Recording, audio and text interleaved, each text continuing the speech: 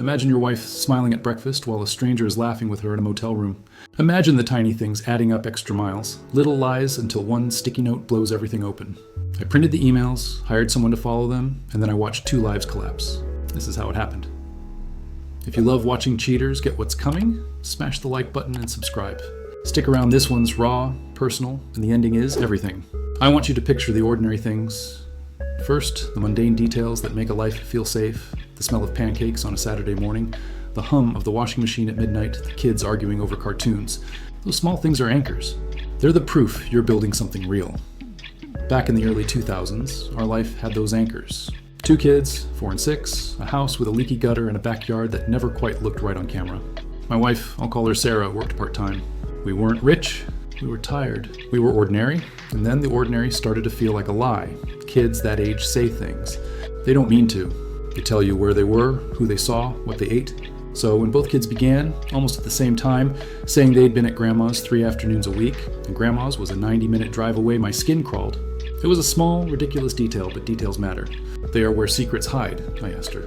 She smiled that practice smile, the one that tells you the answer you want to hear. They like Grandma's, she said. She sounded fluent in omission. That silence inside me turned into a question that I couldn't ignore. So I started watching numbers, mileage, times. Small math, like counting smoke through a wall. The car logged an extra 400 miles a week. Numbers don't lie. People do. Then the sticky note. It was stupid on her part, a password scribbled and left by the keyboard. One moment of careless life. One moment that split my life in 2. I opened the email account. I told myself I'd only look for context. You always tell yourself that, but there it was. Casual, cruel messages to a college friend laughing about a rendezvous with an ex, mocking the ex's wife for gaining weight after kids. The words were cold. The photos Ron later provided were colder. I didn't explode. I folded the printed pages and moved with a clarity I didn't feel at the time. My hands were steady because fear had a clearer shape than raw rage. Fear for my kids. Fear of repeating the wreckage I'd known in my childhood when my parents' cheating broke everything. I could have confronted them myself, screamed in motel parking lots, made a scene. It felt like giving the whole thing to chance. What I needed was proof that would be undeniable, a record that would make the lie public in a way that stopped people from pretending it never happened. So I called a friend, a cop I trusted. He gave me a number, Ron. Ron used to wear a badge. He took my retainer and disappeared into the practical work of unraveling a secret life. When Ron came back, he didn't bring gossip. He brought a dossier, time-stamped photos of lunches, motel doors, license plates. He had tracked routes. He had the pattern. Drop kids at Grandma's, lunch at a diner, motel for an hour or 2, back home smiling like nothing had happened. He gave me names. He gave me the man, Bob, and what little I needed to begin the ungluing of their safe little worlds. Let me be clear, I wasn't thirsting for revenge like some cartoon. This was about protection. My childhood had been a museum of damage. I did not want my kids to tour that museum. So I got a lawyer. I signed divorce papers, and then quietly, carefully, I arranged for Ron to deliver the truth to the man's wife. There's a common misconception about revenge that it should be loud.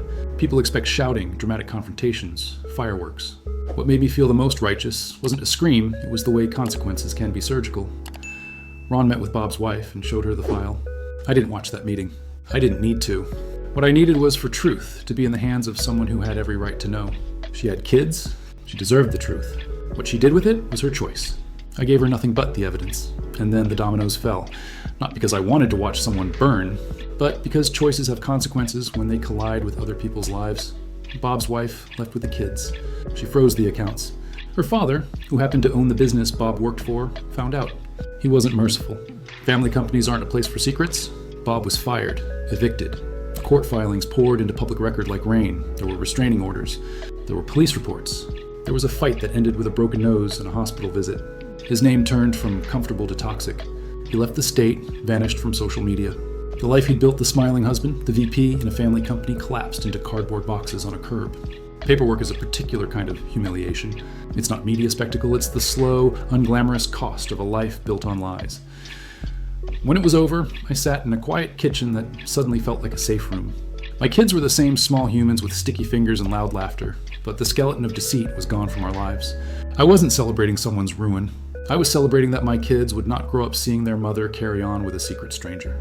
People ask if I felt satisfaction. The honest answer is this: I felt a release. The pressure that had lived behind my ribs for months, the constant sourness in my stomach eased the day the truth stopped being secret. It wasn't joy and cruelty, it was the relief of a wound finally being cleaned. Maybe the most important part is what I didn't do. I didn't become a man who lived in anger. I didn't transform this into a life project of hatred. After the legalities and the necessary confrontation, I focused on the kids. I kept contact with my ex strictly about them. No petty social media digs. No revenge posts. Dignity is underrated, and sometimes the most powerful move is to protect and then step away. If you ask me now, years later, whether I regret what I did exposing the truth, hiring help, handing evidence to the wronged, I'd say no. Not because I wanted someone to suffer, but because the people who deserve protection were protected. That's a kind of justice I can live with. And Bob? He's not a villain in a movie. He's a man who made a string of choices that destroyed the trust around him. He lost his job, his home, his family's trust. He's a cautionary tale about what secrecy does to the lives it touches. This story is messy. It's human. It's not pretty. But if there's a lesson, it's that small things matter. The extra miles, the sticky note, the little lies, they aren't small at all. They are the architecture of betrayal. The moment justice landed wasn't a shout, it was paperwork in empty rooms, HR calls, eviction notices, children leaving with a suitcase. The man who treated families like spare parts watched everything he'd built turn into evidence against him. That quiet unmaking, that stripped away life was my payoff. Not satisfying because someone suffered, but because the lie finally had to answer for itself. Truth is heavy, but truth is clean. Exposing it isn't cruelty, it's a way to stop the rot. I wanted my kids to grow up without that rot. I did what had to be done to make that possible. If this hit you in the gut, like the video and subscribe. Tell me in the comments, would you have done the same? What would you do if you found out a secret like this? I read every comment. See you in the next one. Okay, bye.